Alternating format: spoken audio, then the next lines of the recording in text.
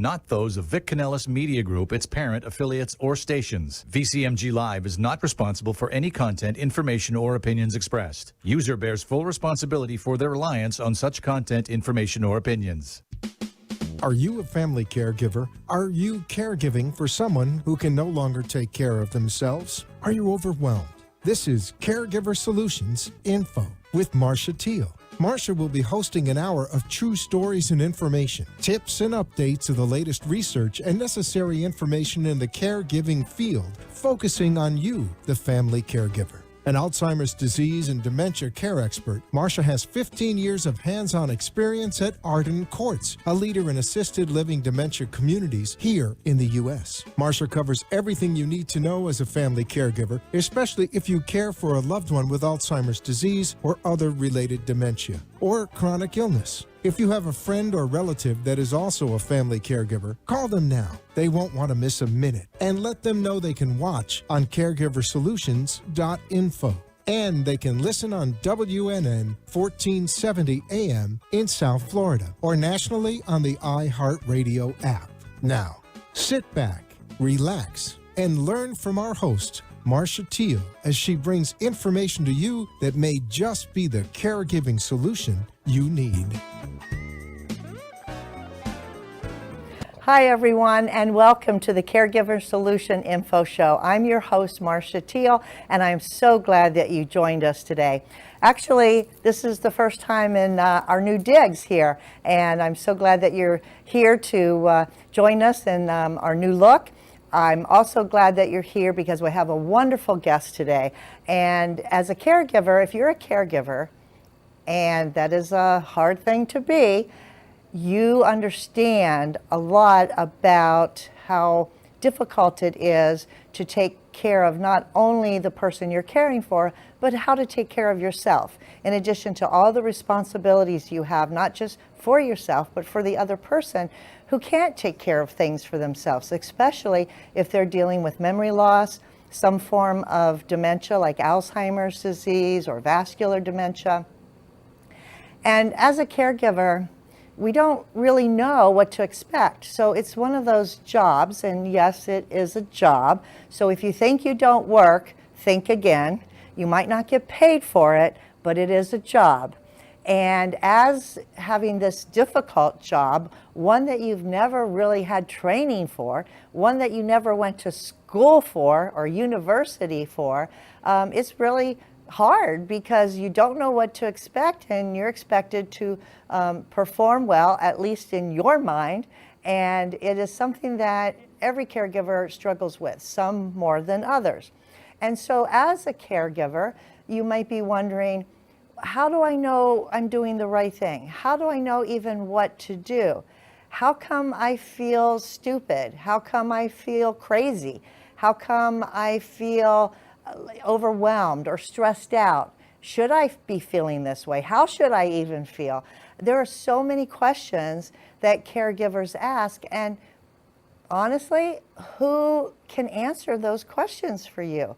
It can't be your adult children, because most times they live away from you, not in the same household, not in the same town, or sometimes not even the same state. So they don't understand your situation. You can't really ask your neighbors because they're not dealing with the same thing that you're dealing with. And maybe they have had some experience with their husband's cousin's mother, but does that really relate to what you're doing, right? So who can you ask? Where can you go for help? The answers are out there. And the first thing you have to know is to ask for help. And it's okay to ask for help. And there are people to help you. And yes, you can read books. And yes, you can go to support groups. But sometimes you just need a person, your person, that can sit down with you, listen to you, and help you untangle all of these thoughts and feelings that you have, and to give you hope, and to give you some great advice, and kind of share with you how you're doing. And so today we have just that person, and it's so exciting that she is here today to join me here in the studio. Her name is Lisa Salcedo, and she is a licensed clinical social worker. She has been doing this for many, many years. I met her about 12 years ago. We had an opportunity to work together, and we'll talk a little bit about that. And I'm so excited she's here because we're going to be talking about how a social worker, how a clinical licensed social worker, psychotherapist, counselor, whatever you call it, can be of help to you. And she's here joining me just for that reason. Hi, Lisa. Hi, Marcia. Thank you so much for having me. Thank so great you. to see you after these years. It's so great to see you too. It's been, what, 12 years maybe that we actually met and started working together. And we connected kind of serendipitously. Exactly. Love that word. And here we are, right? Yes. And so when I met you, you were doing a project. You came to Arden Courts of Delray Beach, and you had, I guess, like a thesis or something you were working on. And tell me about that. So we actually came as a little team of graduate students to Arden Courts to provide Sand-Tray therapy and reminiscence type therapy groups to the dementia patients at Arden Courts. And we would come in as a team. Literally there was 4 of us or so that would come every week for about, I don't know, I think it was about 10 months. And we helped the patients connect with memories and process feelings through the Sand-Tray and through the reminiscence groups, and it was so much fun. Well, you know, I know that they loved you all being there, the residents, and I know you all loved being there with them, and Yes, it was we a did. great cohesive connection.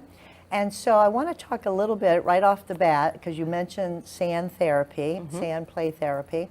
And a lot of people might not know what that is. And you, as a licensed social worker and you know, being in the field and working with lots of different types of clients, I know one of them that you work with are caregivers and caregivers of people that have dementia. But you came in to work with the actual person that's suffering with dementia. And you have what you called Sand-Tray therapy. So explain what that is and how that could help somebody that has memory loss. Sure. Thank you for asking that. It's such a great question. I love doing Sand-Tray therapy. And what it is, it's really a powerful intervention or a tool that we use to help clients express feelings, process fears, worries, traumatic experiences. And what we do is we bring, actually we had sort of like a mobile unit when we used to come to Arden Courts. We'd come with like lasagna pans, the size of like little foil lasagna pans, and we'd bring sand, and I'd fill each one of the lasagna pans up with about 2 inches of sand. And then we came in with drawers and drawers, trays of what we call miniatures. They're little toys, little people toys, vehicles, landscaping, Little houses. little houses, Little yeah. animals, right? So much fun, yes. And each client would have a tray sitting in front of them with the sand in it, and then they would choose out of the trays. They would choose their little miniatures to create a little world or create a little scene. And we as the therapists, we would witness and just sit by them while they created a little scene in their tray. And then we would ask them afterwards, what's going on here? What did you do here? What did you create? And the stories that would come out of the clients' mouths were absolutely incredible. Is that right? What, like, can you recall any of the things that they told you, and were Yes. they able to really connect with memories through that and then express those memories? 100%. So two stories. One was my favorite gentleman. Every week he created a tray full of vehicles.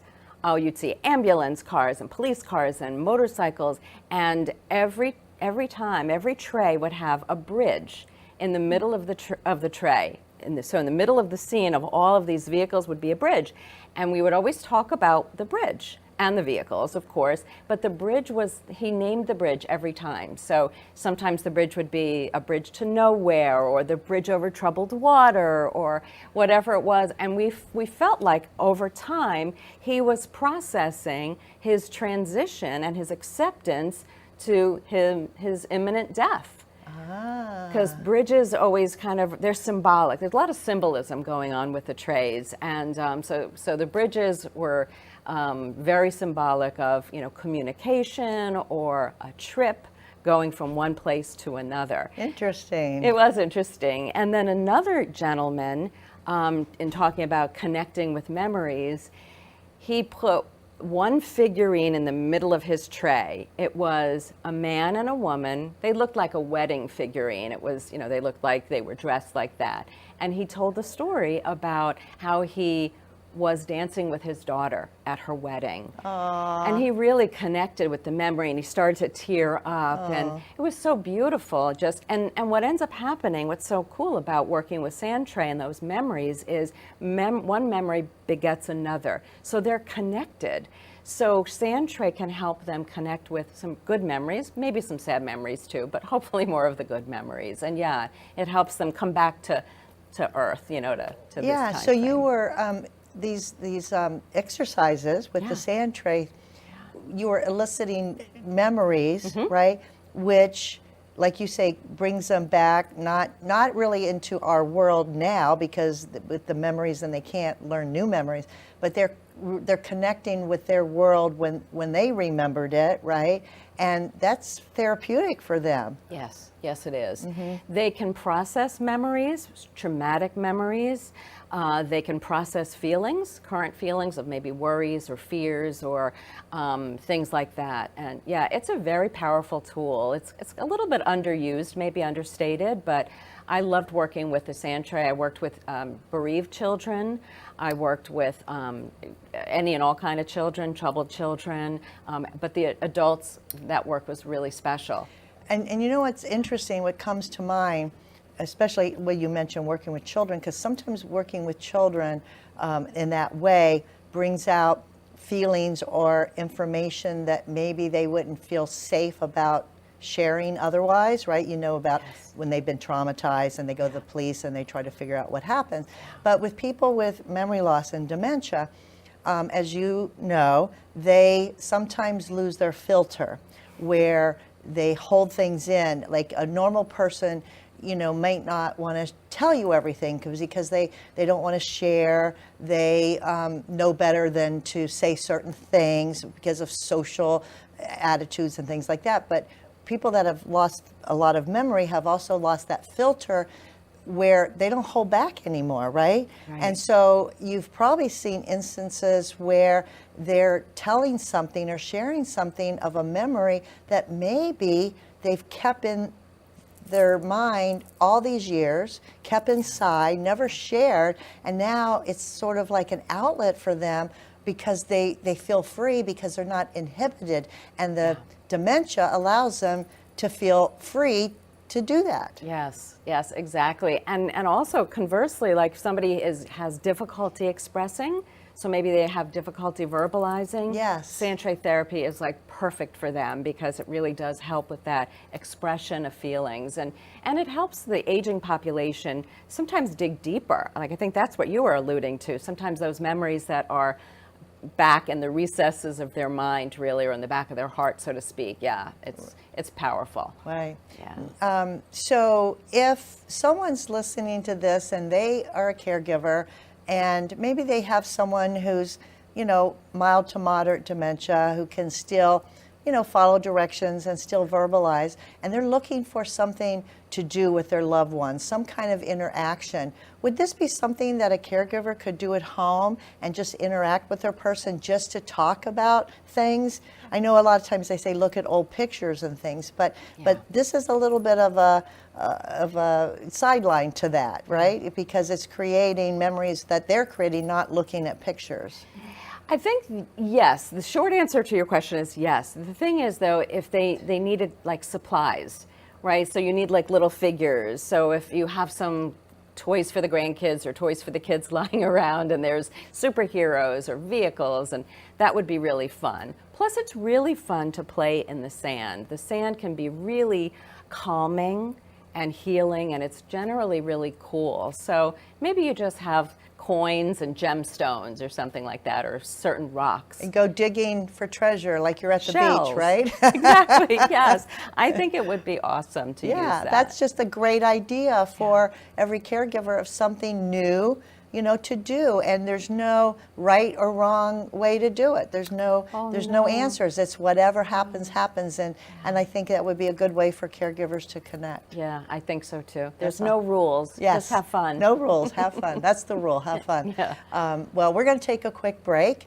And when we come back, we'll have more from Lisa Salcedo about therapy for not only the person with dementia, but for the caregiver. So stay tuned. We'll be right back.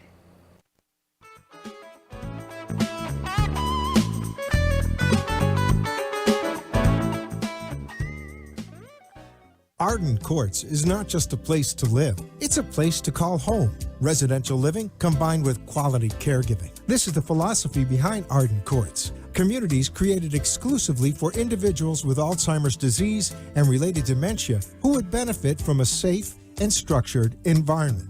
For additional information about any of the unique services Arden Courts provides, call 888-478-2410 to locate a community nearest you. Inquire about our educational seminars, resource library, or support groups, or simply feel free to ask questions you may have about Alzheimer's and related dementias. At Arden Courts, we know, we understand, and we can help because memory care is all we do.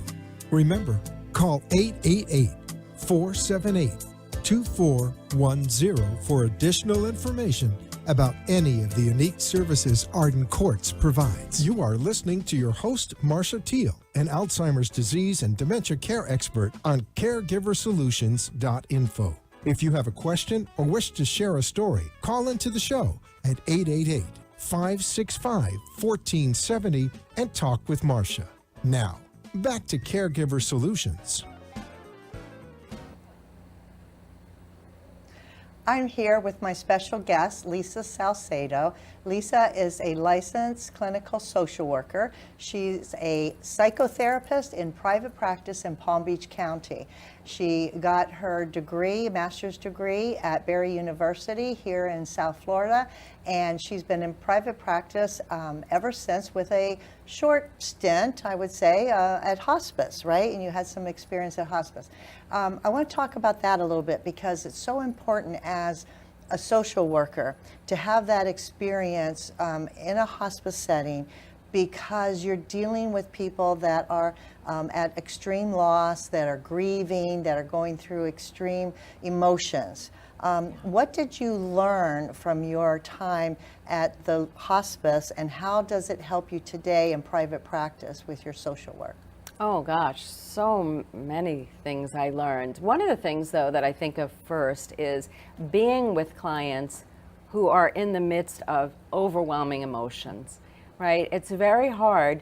Before I worked at hospice in the bereavement department, it was a little hard working with clients that were crying in front of you. Yeah. Because you just, all you can do is give them a tissue. Exactly. Yeah. And you're not in therapy, you're not supposed to stop the client from expressing those kind of feelings. So you really have to sit and hold space for them. And that's one of the things I got really good at, and I love that. I actually love the work of working with bereaved people. And I worked with kids ages 5 to 18 and also young adults as well. And then I did a lot of groups with adults, Right. regular adults. And caregivers that have been caring for someone with dementia, so you run the spectrum. Yes. But, grief is grief, and it's very difficult for people to, like you say, sit there and let someone express themselves, because we all want to come to their rescue. We all want to, oh, it's okay, don't worry, pat on the back, here's a tissue. Right. But you learn after you've done it for a while or been around it for a while that people do need to express themselves, and they do need that time to let it out and to vent and to just, to do whatever they need to do to process it, right? Exactly. Yeah. That you, So being that you were in this for some time and experienced it with a lot of people, Is there a difference in grieving over a loss of something or maybe a job as opposed to grieving over someone who had dementia, or even grieving over, maybe a healthy husband who had a car accident versus an older spouse who you cared for 10 years that had Alzheimer's? Is there a difference in that process, do you think?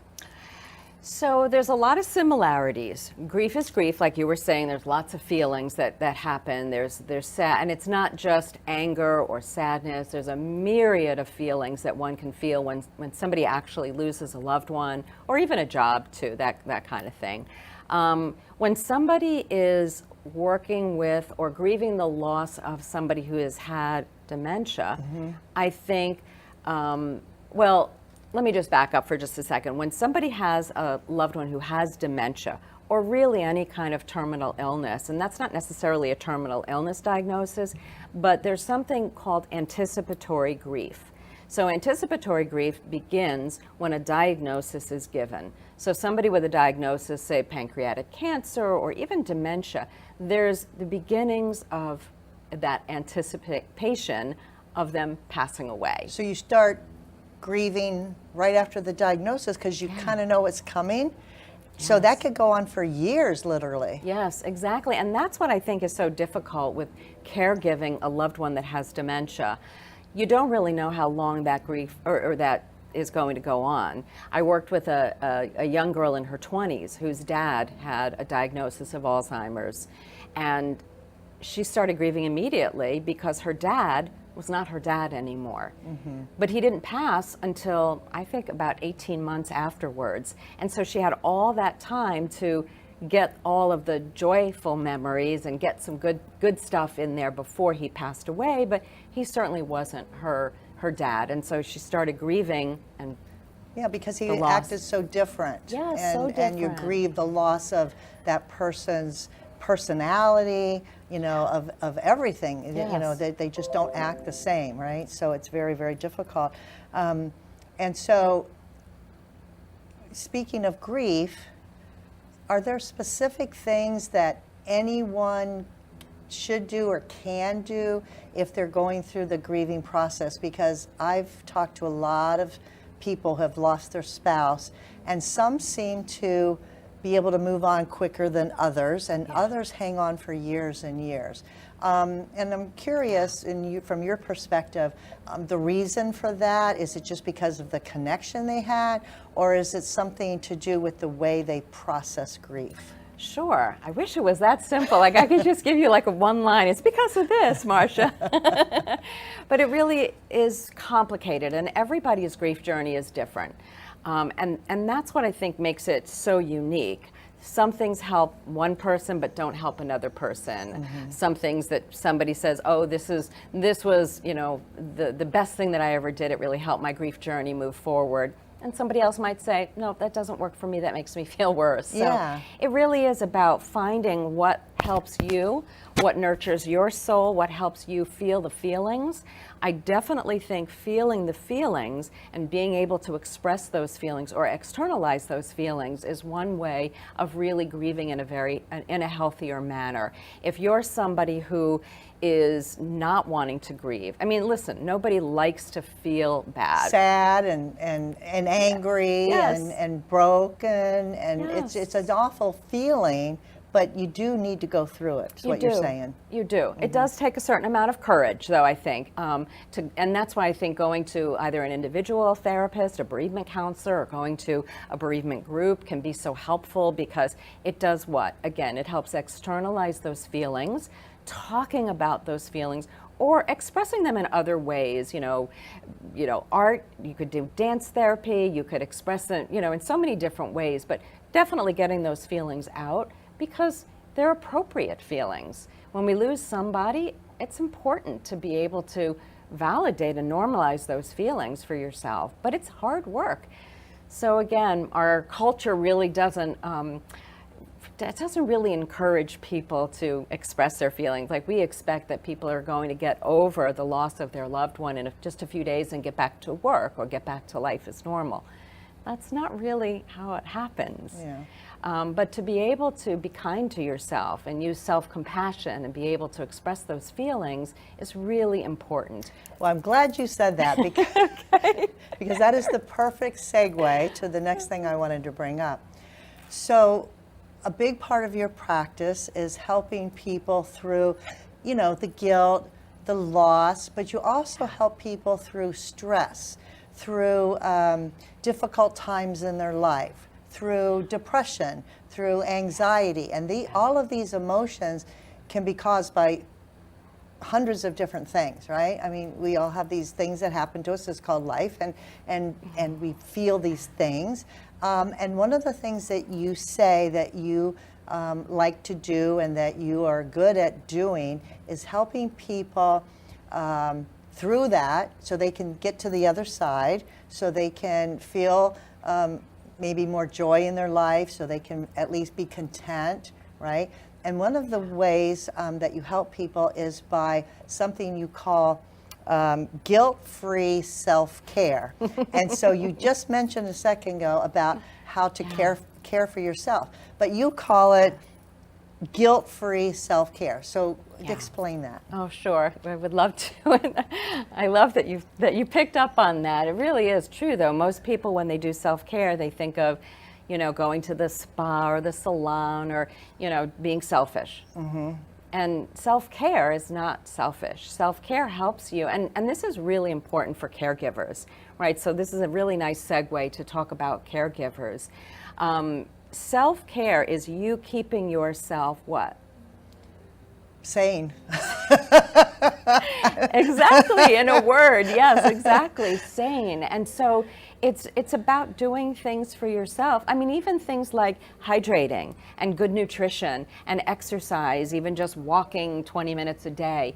All of these things are self-care, and yet a lot of caregivers will feel guilty for caring for themselves because it takes time away from the loved one that they're caring for. And they feel like, I can't go and get my nails done or my toes done or whatever, my hair done, or even just simple things, because it's going to take away time, and they don't have somebody that can sit with their loved one if need be, right. Or they don't know what their loved one is going to do when... Or they're afraid to leave them, exactly, right? Mm-hmm. Exactly. So the idea is to make sure that we're caring for ourselves in a way that is self-nurturing, self-compassionate, and you feel, well, as little guilt as possible. It's funny, caregivers are amazing, right? Because amazing. They are amazing. They do so much, they give so much, and yet, for some reason, they feel like it's not enough. Is that because they're self-sabotaging themselves, or is it because they're trying to be a martyr? Where does this guilt come from? Is it something that we learned growing up? How does someone, need to accept that, yes, I am doing good for my person, I am doing the right thing? How do they get over that hump not to feel the guilt so they can go out to lunch with a friend once a month or something like that? Right. I think guilt is something so challenging to work on. There's true guilt and there's false guilt. That's how I decided. True guilt is when you do something to somebody that hurts their feelings or something. On purpose. Yeah, on purpose. And so true guilt is you going to make amends, right, and apologize and all of that. False guilt is when we think we should be doing something that we may or may not be, or maybe we're doing something or we're not doing something. I mean, there's all kinds of reasons to feel it, but it's guilt that we really shouldn't be feeling because it's not true. Okay. Right? And so I think a lot of times when we're caregiving for somebody, there's just always so much more to do. There's another phone call to make. There's another lunch to make. But that's the same as a younger, healthy person going to work every day. You don't finish the job every single day and start over fresh. It's always something more to do. So they have to find a balance because, okay, this this doesn't go anywhere. It's going to be here on my desk tomorrow when I get back. So I'm just going to walk away from it, go home, be with my family, get a good night's sleep, come back the next day. So if people thought about that, being a caregiver, that it's never going to go away, but you can't do it all, even in 24 hours. You're never going to get it done because it's always going to be there. Maybe that would help with the mentality of, okay, I did what I could do today. It's going to be there tomorrow. I'll tackle tomorrow's problems tomorrow. Yeah, that would be great. That would be awesome. It's a way to look at it, I think. It's a great way to look at it. I also think that the caregivers, in my experience working with caregivers, they always want to do more, and they always think, oh, I need to go to the store, I need to make this other phone call, or I need to get this lined up. I think they're always thinking, maybe thinking ahead, and maybe even overthinking. And that's why I think it kind of gets in the way of doing things for yourself or just taking moments where you breathe. I also think there's a certain level of... Breathe. Take the deep breath. Just take the deep breath. You'll feel better. Take the deep breath. It really does help, right? It really does help. I could give you the science. There's science behind it. But I also think that when you're a caregiver, you may be living in a certain space of hypervigilance, right? And so you're always listening. Like, is my loved one, walking out the front door, or is my loved one, did my loved one fall down? Did my loved one, are they in the kitchen making something to eat? And I think it's very hard to relax when you're always kind of like this, like listening and straining to listen to what they're doing or what they're getting into. That causes someone to feel anxiety, right? Because you never know, and you're always like on pins and needles. Yes, and that's exactly right. And so sometimes they live in and we all do. I mean, I think when we're caregiving, maybe we're caregiving for children, right? Maybe we're caregiving for somebody who's ill, or somebody has a terminal illness or a dementia case. But I think it really is. It's like a chronic state of anxiety. Yeah. And that'll wear you down. Yes, and that's when people come to me, that's one of the things, when I hear clients talk about caregiving, my ears always perk up. I think, okay, I need to pay attention here, because caregivers do what? They pay more attention to their loved one than they do themselves. Not all the time, not everyone, not 24/7, right. But more than likely they're always caring. Yeah. And that's because they're wonderful people. Of course, but I'm always watching for how can I help support my caregivers and help them think about themselves more, right? Because if they're healthier, physically, mentally, emotionally, they're going to be a better caregiver in the end. Yes. Yeah. The old saying, "You can't pour from an empty cup," is so true. But again, it's hard to take those moments for yourself. I remember when I was working at hospice years ago, our caregiver groups rarely had anybody show up. Why? Because caregivers can't take any time off. Because they're busy caregiving. They're caregiving.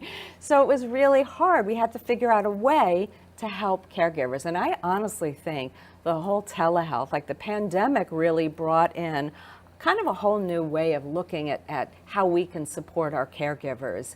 And I kind of love that, you know, it's like the Zoom way of doing things. Of course, I don't use Zoom, I use a confidential platform, or even though Zoom has there's good that came out of bad, and so to speak, right? The silver lining of being a caregiver, you can't go out of your house to a support group, but you can still do it online in your home, and that became a really, really good way for caregivers to connect and not be so isolated. And a lot of them now that can go to a support group in person prefer to just do it the other way, the new way, because it works for them. Yeah, it really does. It's so convenient.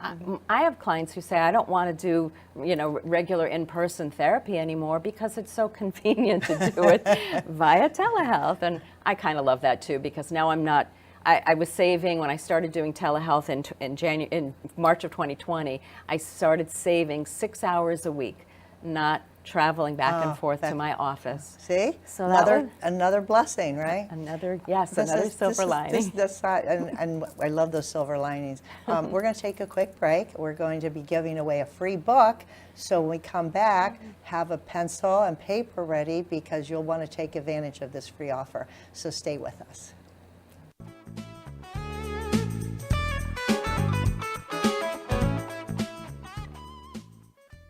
Feelings of depression, isolation, and frustration are common among persons living with Alzheimer's or related dementias. It's common among those who care for them, too. It takes a lot of patience and courage. It also takes knowing when you can no longer do it alone. At Arden Courts, memory care is all we do. Talk to us. We know. We understand. We can help. Don't let guilt keep you from making the right decision. Visit arden-courts.com. Arden Courts follows equal housing opportunity guidelines. You are listening to your host, Marcia Teele, an Alzheimer's disease and dementia care expert on caregiversolutions.info. If you have a question or wish to share a story, call into the show at 888-565-1470 and talk with Marcia. Now, back to Caregiver Solutions. I'd like to take this opportunity to thank our national sponsor, Arden Courts Memory Care Communities. Arden Courts is a leader when it comes to memory care for people that are living with memory issues, Alzheimer's, or other related dementia.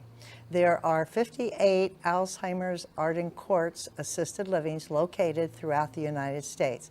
They offer lots of support for the family caregiver, including support groups and lots of counseling and a lot of educational opportunities. And one of the things that they would like to offer to you today, just because you're either listening to this show on the iHeartRadio or you've tuned in to caregiversolutions.info website, is this free book. It's called Untangling Alzheimer's. It's written by Dr. Tam Cummings, and it's a wonderful book for family caregivers. It's absolutely free. I highly recommend that if you have not read this book, you get it as soon as possible because it's going to help you on your caregiving journey. And so the way to get this free book is just for asking for it. All you have to do is send an email to to Delray at arden-courts.com. So it's Delray, D-E-L-R-A-Y, at arden-courts.com.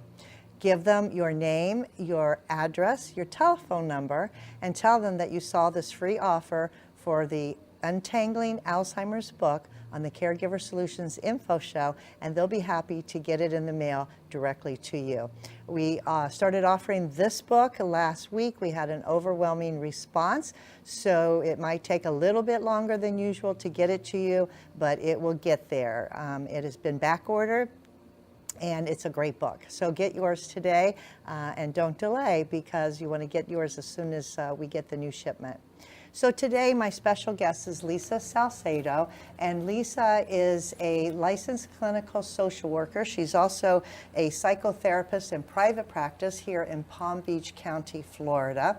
And she has been talking to us about helping caregivers through all kinds of emotions, through grief, through loss, helping them on their way, hopefully not to feel guilty about their caregiving, and all kinds of emotions. And we talk about how, Lisa, that is so important for someone not to do this alone, right? Yes. Because it is something. Once a doctor told me that it takes a minimum of 6 people to take care of one person, because here you've got someone to cook, to clean, to entertain, to chauffeur, to take care of the bills for that part. I mean, and here a caregiver, a spouse, let's say, is trying to do it all on their own. So you can do it on your own, but at the detriment of maybe yourself getting down, getting overwhelmed, getting sick. And that is a statistic that over 60% of caregivers who don't take care of themselves properly while they're caregiving kind of get out of commission, get down and out, even sometimes pass away from the stress of caregiving. So it is a real thing, right? It is a real thing. It is a real thing. And so it's so important for caregivers to understand that. I'm so glad that you're here to talk about this today.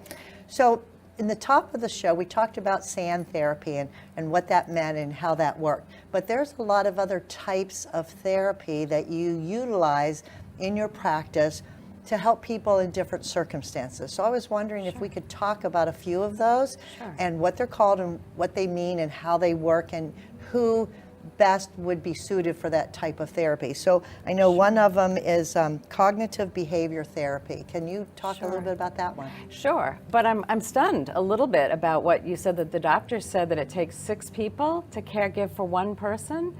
That's mind-blowing, right? Well, if you think about Yes. everything that a person does and you're taking on, all this extra, if you want to really take care of yourself too, you need help. Yes. And basically what he was saying was, you need your team.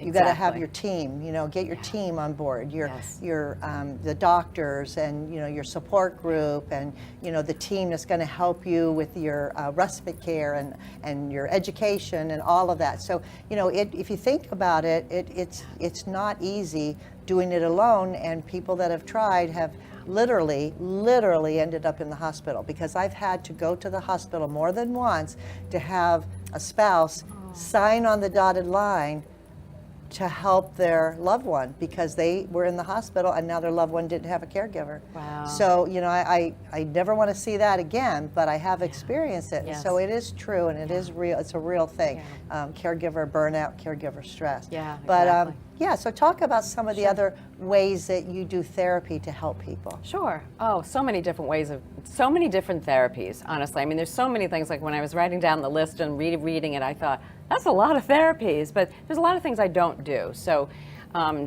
that's helpful to know as well. But cognitive behavior. Not everybody can do everything. Yeah, and you're amazing the way you are. They always talk about, you have to have your niche, and I do have my niche, Yes. and I'm happy to work within that, and that's awesome. But cognitive behavior therapy is something that I think many people know about, and it's really an excellent therapy for so many different things. Cognitive therapy relies more on like the thinking, like how our thoughts influence our feelings and our behavior. And it kind of sometimes can be like how our behavior influences our thoughts and our feelings. So they're all, it's kind of like a triad, like a triangle, right? And it can go every different way. Like you can have a behavior, something that you do can make you feel a certain way and make you think a certain way. So sometimes people have what we call cognitive distortions. And we believe cognitive distortions. Something, for example, like, I'm a failure. Right? And people will begin to think I'm a failure because maybe they have failed several exams at school, and then after a while they start to think, wow, I'm a failure. And so a cognitive behavior therapy starts to help you reframe those cognitive distortions, those lies essentially, untruths, into a positive. So for example, if somebody comes to me and they're thinking, wow, I am just the biggest failure ever. And so we talk a little bit about what did they fail?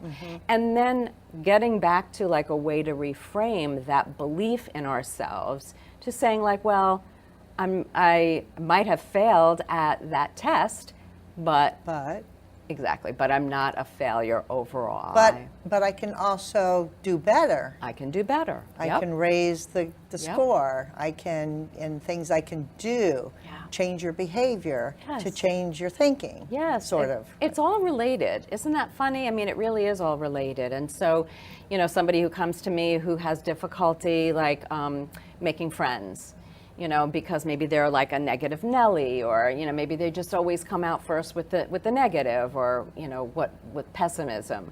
So we can talk a little bit I know about people like that. I think there's a How lot do I help them? there's a way just to reframe, to understand where that person's coming from, like really dig deep into maybe it was the way they were raised as a child, and they again develop this way of thinking, and maybe just with a little bit of a shift, like a paradigm shift, we can make things, they can be a little bit more positive in life. Not toxic positivity, but just a little bit more positive, and shift their life and become a little happier. And so you can do that with caregivers too. Whatever they're feeling that they're not doing well, or whatever untruth that they're telling themselves, the way they see it. Well, exactly, because a lot of caregivers think they have to do everything by themselves, Yeah. right? And for some reason, they have to do that. I don't know, it's because maybe they, their parents modeled, that they really have to be a good caregiver, or they were a caregiver to their grandmother when they were a teenager, and so. Or I've had cases where caregivers think nobody can do it as good as they can. Yes. Right? So I'm the Yeah. only one that knows how to take care of my husband, and nobody else could step in my shoes and do it. And in a way, they're sort of right, because they are the only ones that can do it that way, right? But it doesn't mean nobody else can do it. They might do Exactly. it differently, Yes. but it'll still get done. Exactly. I'm sure they're absolutely right. There is nobody probably better than them to do something. But does it have to be done to that extent and be Right. that perfect, or can it be just average and, Right. and get the job done? Right. Can it be in a different day, or a different time, or a different way, and help people to look at the options, right? Instead of being just like so straight-laced about and adamant about things, because trying to stick to a schedule is very hard for Yes, caregivers. And I yes. always tell them, go with the flow, because what you plan today might, for this morning, it's going to be totally different, and it changes on a dime. So Yes. you have to be ready to go to plan B, C, D, right? Especially, I think, with patients who have dementia, right? Really, every day is not like the other. No. Yesterday might be very different from today. And so you do have to, I think, be a little bit more flexible and less rigid, and get some help from somebody else. Yeah. Yeah, I love that idea. I don't think that we should be caregiving alone. We definitely need a team. I do think it takes a village in a lot of ways to caregive for people.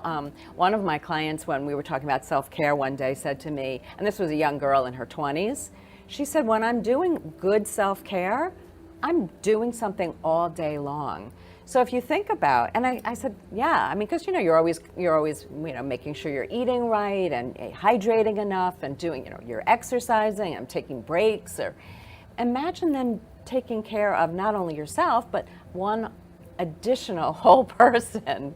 That's a lot of work. It is a lot of work. Getting help, It's almost like having, it's like a newborn baby. I mean, it's Yeah. constant, right? Yeah. So another one, I want to talk about another way that you help people through therapy. You have something called expressive arts. Okay. What's that all about? So expressive arts is basically like art therapy for those of us who are not registered art therapists.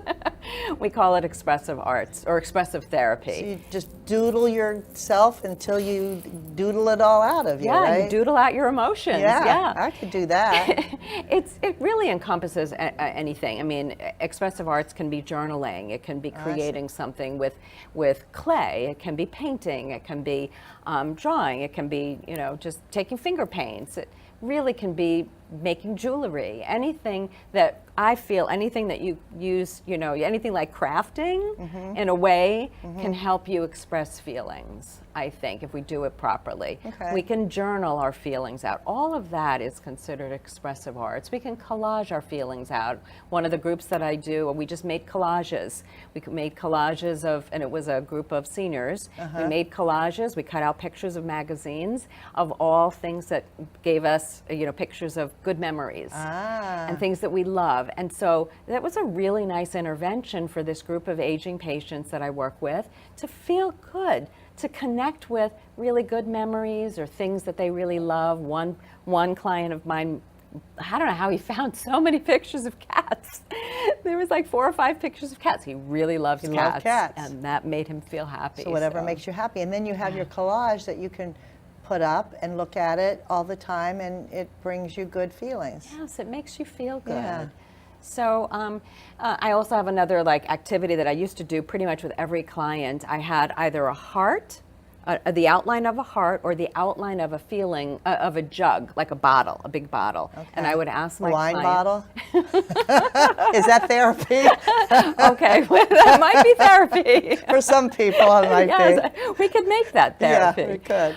And basically, it was a way to help them identify what feelings are in their heart. Ah. Right, and then they would color in the heart or the jug with how big that feeling was. So, like, sometimes people would say, like, oh, I'm feeling really sad and I'm feeling really happy at the same time. So, they'd make a heart that was half and half, half happy and half sad. So that again helps people identify feelings and also be able to, because once you have identified your feelings, which is hard sometimes, right? Because Yeah. sometimes feelings can, meld together. Yeah, and feelings, can, like you said, come from sometimes your thoughts. So whatever you're thinking and you're feeling, and then you act on it, and you have to figure out what you're feeling before you can deal with it, right? Yeah. Yeah. Sometimes I just think, if you're feeling sort of uncomfortable, you might not know exactly, using any of the feeling words, but you're feeling uncomfortable, and so you have to make yourself feel better in a way. So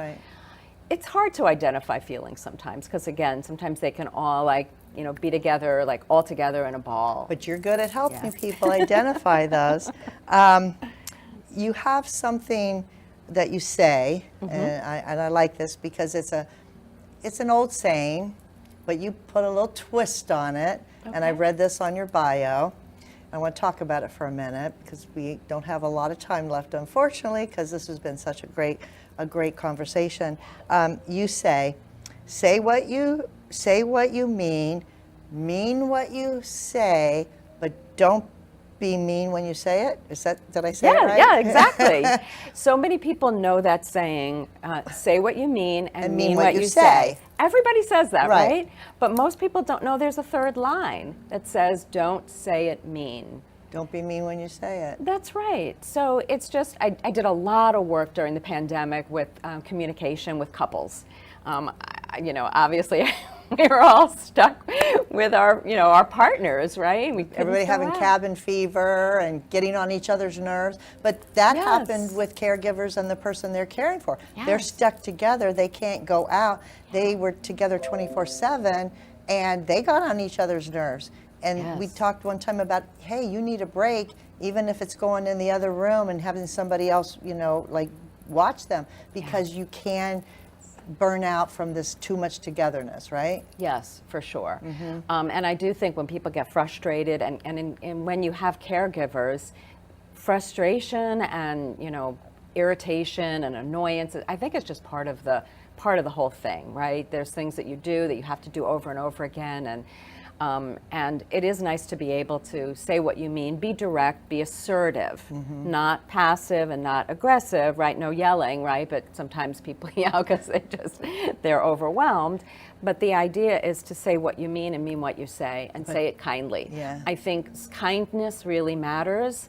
I know that's kind of a cliche, kindness matters, but I think understanding really matters. And I think when people seek first to understand each other and be kind, then I think it's so much better, because people then get more of what they want. Yeah. If you say, oh, I'm just so frustrated with, it's okay to say you're frustrated, but say it in a kind way and use I statements and say, I'm feeling frustrated when you're doing this. Let's see if we can do this differently. But when we try to communicate and really try to communicate like we want things to change, it's best to be kind and understanding as well, and don't say it mean. And that reminds me of the caregivers who, really, no fault of their own, they're caregiving for a spouse. They've been married 50, 60 years. Yeah. They have a certain way that they interact with each other. And now because of some dementia and memory loss and all the weird, strange behaviors that go with that, this person is not that person anymore, right? And so now the interaction really has changed, and it's frustrating for the caregiver, because this person has changed and now they need to change their way toward them rather than vice versa, Yes. because that person can never go back the way they were because of the damage to the brain, right? And so it's really frustrating, and so they forget, and they do yell, and they do get frustrated. And one of the things that caregivers, I can't help it, I just get so frustrated and I yell. Yes. And I think this is a common occurrence with a lot of caregivers. So what would you say to somebody that came to you and said, I can't help it, I'm so frustrated, I just yell, what can I do? Yeah. So first I tell them a little story and ask a little question. When you're in the midst of an argument with your partner and the phone rings and you pick up the phone to answer it, are you going to be like, "Rrr," right? No, you're not going to be like that. You're going to be like, hello. So you can do it differently. You can manage those feelings. And that's kind of silly, but everybody does it like that, right? The other thing I think is really important is to say something before you're already at a 10, right? Like if you're irritated or upset and you're at a 1 or a 2, Right. you're more likely to be able to be kind. And listen, I don't mean be sappy kind. I just But mean, it might diffuse everything. exactly. Yeah. But if you're saying something to somebody and you're already at a 10, you're going to be just exploding. Yeah. And so, but it's a habit. Like it's that mindful pause. Yeah. Right. It's like bringing Yeah, mindfulness. count to 10 first before you say anything. Exactly. Yeah. Take a breath Yeah. before Let's do you it again. respond. It's really good to breathe. It is, because in that moment, at that mindful pause, you can make a decision. Am I going to react the way I always do? Yeah. Or the way I often do? But I have a choice. Yes. I do have a choice. But it's hard. You have to practice it. It is hard. for That's sure. why they need to come Yeah. see you. So if someone does want to come see you, or Yes. they want to talk to you, how can they do that? So I'm all over, like I have a website. Tell us what everything is. Sure, Lisa Salcedo, and it's actually up on the screen, lisasalcedolcsw.com. That's my website. Okay. I'm on Psychology Today. You can search for me, Lisa Salcedo. I'm in Lake Worth, Florida. You can search and get that contact information through there, or my phone number, 561-801-7577. Give me a call or send me an email, and I will respond. Awesome. Okay, so this is so great. Lisa is so great. And if you're a caregiver and you've learned something today or you need help with something, go ahead and give Lisa Salcedo a call, 561-801-7577, and she'll, I'm sure, be able to help you. You got Thank it. you so much for being here today. Our time, unfortunately, is up, and I would just love to have you come back and talk to us again sometime. I would love to anytime. Thank you for having me. It's Thank been you. wonderful, Marcia. Good to see Thank you. And thank you all for tuning in today to caregiversolutions.info. I hope you'll come back next week, every Tuesday from 6 p.m. to 7 Eastern Time. We're also on the iHeartRadio. You can search that under WNN. And this is great for caregivers. So tell somebody that you know that needs a little bit of encouragement, needs a little bit of support. We'll be here to help them. Thank you all for joining us tonight. Don't forget to get your book if you're interested in untangling Alzheimer's, and send that email to delray@arden-courts.com to get your free book. Until next time, be good, be safe, stay well. I'll see you then.